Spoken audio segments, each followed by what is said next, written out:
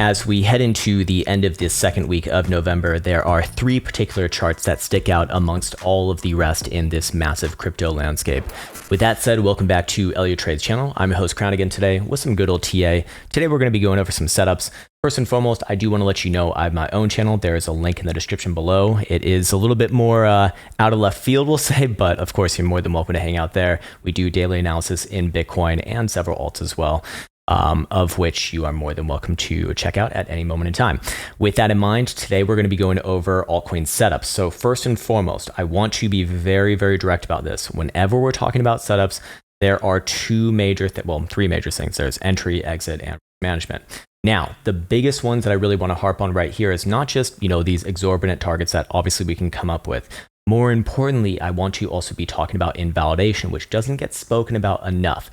Something that, if happens, essentially negates the further analysis, because at the end of the day, trading, despite whatever you see on all of these social media venues talking about, predictions this, predictions that, which is great, but in trading specifically, and we're talking about trading right now, it is only a game of statistics and probabilities. There is no predictions, there is only statistics, my friends. With that said, let's get into it right now. And I should also say, these are setups. While we will go over some for the next couple weeks, we're really looking towards the end of the year, especially if we're going to be looking at some more impressive targets. Let's get into the first one right here. This is Decentraland, symbol MANA. Very powerful. This one, I believe, is probably a part of the metaverse, something like that. And of course, if you're on this channel, EllioTrades, you know the importance of the metaverse, gaming, NFTs, all this good stuff. And Decentraland Mana is purportedly one of the bigger players in that whole realm. Now, of course, we've already had one massive pump up over here, but that's not what the setup is. Obviously, we can't go back in time, duh. But more importantly, this was, quite the breakout on volume. Here's what I'd be looking at right now. And here is also why this is very important. There's a very, very important notion that I need to make a video on at some point, and it's basically going to go over the concept of the strong get stronger and the weak get weaker, something that my mentor taught me very early in my trading career. And if I actually listened to it, I would have, had a much easier start to my trading career as well.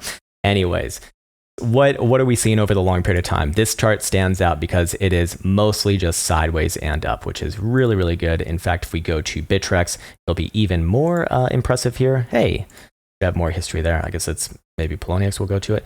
Yeah, there we go. Anyways, very, very impressive chart right here. So with that in mind, what is the setup for right now for the more short term? Well, we do have a trading range, and this is to be considered, if I can pull up my proper chart, this is to be considered a healthy consolidation range as long as we hold above 220 on a daily closure and, between there and about 360. Now, obviously, we want to see it actually break above the top side. That is the validation of the continuation. But in this case right here, talking about invalidation of this as a good particular setup for the short to medium term would be had with a daily closure, again, below 220. Below there, I do look for price action to keel on over quite a fair bit down to 150 or 160 or so, and then we come back to it after that. Now, with that said, we do have, of course, a top end resistance of this at about 362. Any sort of a daily or even 12-hour closure above that region would initiate what's called a measured move, which is essentially an implied target, which would be all the way at just shy of $5. With that said, we do see that's also confluent with a Fibonacci extension at the 414. Personally speaking, I very rarely see tops around that region. I believe it's a little bit less than a 25% probability.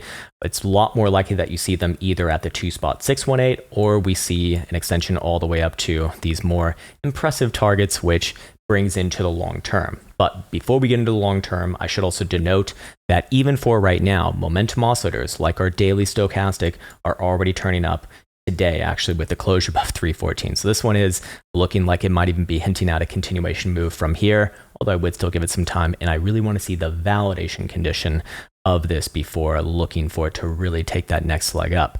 With that said, when we talk about the long term, I want to bring up a higher term time frame chart, being the weekly. And what do we see right here? We see a beautiful chart is what we see. What do we see? We see it trending above the topside Bollinger Band. Whenever I see something like this, I am thinking trend, volatility, and as we just saw, momentum.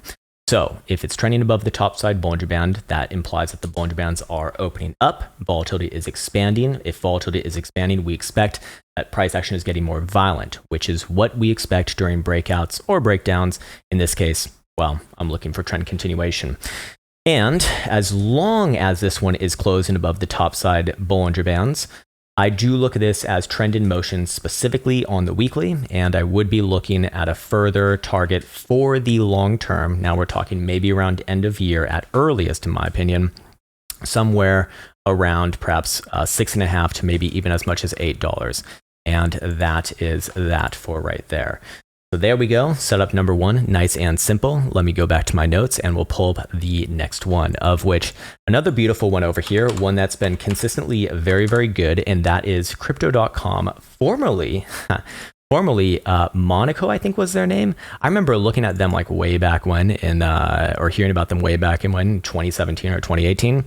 And it's actually very interesting to see them over the long period of time now. As you can see, well, you have one of these beautiful charts. Again, the strong get stronger. When you see something like this over a long period of time, and this goes back to 2018, that is a very good signal. And while it takes some time, well, you can see the results for right here. Anyways, very similar to Decentraland in the sense that it has, already had a pretty nice move right here, but these nice moves can lead to reconsolidation, which leads to long-term continuation. And what do we have right here? Yet another trading range. Beautiful, absolutely beautiful. This one I do not believe is ready to move as soon as perhaps Decentraland is. This one I think is a little bit more early within this consolidation, but it's good to have these things on your watch list for the next few weeks to come. Now, as long as I keep on thinking Crow, but it's crypto.com, is oscillating between our 29.5-cent base and our 40-cent resistant right here. I do look at this as a healthy consolidation. That implies that a break below that 29-cent base will invalidate this setup and very likely lead towards, moves back down below 20 cents. And well, we'll come back to it after that if that is needed. Anyways, for right now, again, the reason why I don't necessarily think it's ready just yet is we do see BBWP working off some extreme conditions. So that's our volatility metric. It's telling us that, hey, if we're going to see contracting volatility, most likely, as this is a mean reverting indicator, then it's most likely to come in the context of a consolidation, meaning the dispersion of returns is contracting, getting less and less. So we expect less major price action moves. And I would go as far as saying that this is probably one of the more impressive ones long term if it can break above 40 cents, which at some point in time I imagine it will. Anyways, where would the next areas of interest be to the upside after that? About 40, actually more like half a buck at that case for the short term. So following a break of the topside resistance, I would be looking within the next couple weeks somewhere around 50 cents. Now, is that relevant to the long term? Perhaps not, because I believe that there is maybe a bigger setup, a greater setup here on the weekly, that is. So now we're talking, end of year, assuming that this is validated. Oh, by the way, daily momentum will actually turn back up again above 35.5 cents. Fair enough, but that is not what I wanted to look at right there. Apologies on that. And what do we have right here? Okay, here we go. All right, so as you can see, we're getting our first pullback after closing above the topside Bollinger Band. That is to be expected as long as it is trending above, again, closing above, which is essentially that 30 to 28 cent base. I do look at this as very, very good and very likely to get long-term continuation. And in this case, when we're talking about long-term on a weekly chart, we could be talking, maybe around end of this quarter or early 2022, actually, almost said 21, probably somewhere around 3 quarters, maybe as much as 85 to 90 cents or so. It is, again, one of the better charts that we have looked at or that I have seen in a long time. And at the end of the day, what is this? What is this? It's just an uptrend. That's all it is. Let the trend be your friend, and it can be your very best friend if you just let it be. But in this case, again, the strong get stronger. So recognize these first movers, recognize these good actors. They're the most likely to benefit from a strong, broad market. Okay, all right. So we've gone through that. We are 9 minutes into this video. Don't want to go too much into minutia here, but we don't need to get into minutia here. We got the invalidation, we got the validation, we got targets. Okay, beautiful. All right, let's do a fun one now. So I'm gonna throw you a bit of a curveball here. All right, so we've been talking about some pretty damn good setups thus far. I also want to show you in confluence with a video that I believe I put out on this channel maybe 2 or 3 days ago now. a chart that I think is a lot more close to a major local high than not in this case. So this is Loopring. It's a very, very popular one. And for good reason. It went on a massive, absolutely astronomical run. The reason why I'm harping on this one is because actually on my stream today, someone came into the stream asking, and they're probably good intention and everything, but they asked a very interesting question to the tune of, will this one 10x from here? And it made me immediately pump the brakes and be like, okay, like if we're talking 5-10 years down the road, maybe. I don't know if this one's going to be good or not, to be honest with you. Yeah, it's a pretty good chart, to be fair. However, if you're looking for that in the next few months here, like we were on the other ones, I would not say that. I would probably not say that. I think also Cadena was like a big one, similar to this as well. Anyways, big pump up over here. However, this one is showing a lot more toppy signs than what we see on the other ones. So what do we see? What do we look for on this? Well, I do believe at best it will be trading sideways and down from here in a range. And, if at worst breaks down, although I don't necessarily think it will fully break down. Here's our BBWP. Again, volatility is at 100 percentile for multiple days in a row. What does that tell us? A mean reverting indicator measuring volatility, essentially. The dispersion of returns is most likely to contract from here, thinking in terms of probabilities. Most likely to come down. What does that imply with price action? Price action also consolidates within a range at best. Okay, what do we see on our daily RSI? Again, directly referencing the video that I put out on this channel a few days ago. Well, we have a high and a lower high. Okay, what does that look like on price action? We have a high right here. Hey, yeah, there we go. Some good chart art. And we have a high right here.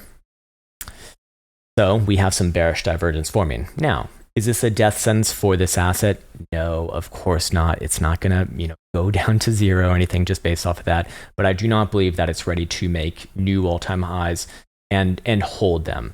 Do I think that it's possible this one could perhaps pop up and make an ever so slightly new high? Yes.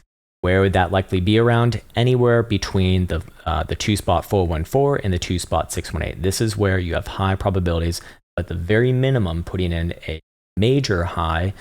Again, not saying a macro reversal, but a major high. And a lot of the time they do become macro highs between either the 2 spot 618 or the 3 spot 618 for what it's worth. Just saying. Anyways, these are very far away. Anyways, as far as the actual setup goes, I would be very willing to call a major high right here, and this one likely to work its way onwards and downwards, probably at minimum towards $2, but personally speaking, I do think over the next month or two, more like 160 to 150, if we do see a daily close below the current portion of our bottom side range.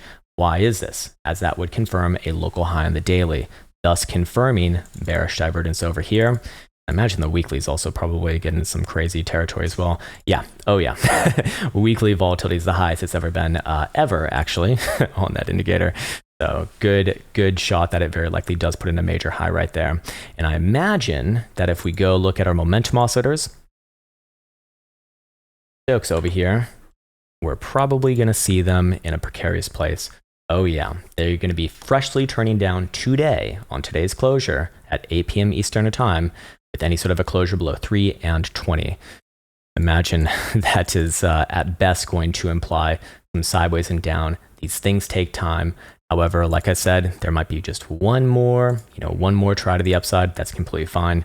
But I do think that this one's a lot closer to a high than not. And I do not think that it'll be getting past 420, for example, before putting in a more prolonged correction and then perhaps being good, at a later time. So with all of that said, again, two setups right there that I think are very interesting and perhaps actionable sooner rather than later, especially the mana one if we do get the validation condition. And one setup that I think is a good sort of case study as to what to look for when, something is more close to getting to a top than not. Technically speaking, not confirmed just yet, but, and I should also offer up an invalidation as well for this. Where would I invalidate my ideas on this? And where would I get bullish on it once again? Looking for the moon and beyond. Well, basically above this top end region right here at about 430 to like 4:30, I guess. Anyways, that is going to do it for today's video. I'm curious to hear your thoughts on this, and with that in mind, I want to wish you well. I'll see you in the next one. Take care.